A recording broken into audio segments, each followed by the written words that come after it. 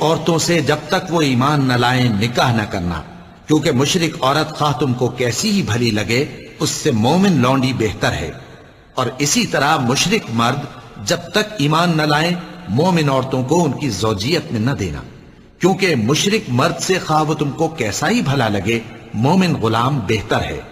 یہ مشرک لوگوں کو دوزخ کی طرف بلاتے ہیں، اور اللہ اپنی مہربانی سے بہشت اور بخشش کی طرف بلاتا ہے، اور اپنے حکم لوگوں سے کھول کھول کر بیان کرتا ہے تاکہ نصیحت حاصل کریں۔ اور جو لوگ تم میں سے مر جائیں اور عورتیں چھوڑ جائیں تو وہ عورتیں 4 مہینے اور 10 دن اپنے آپ کو روکے رہیں،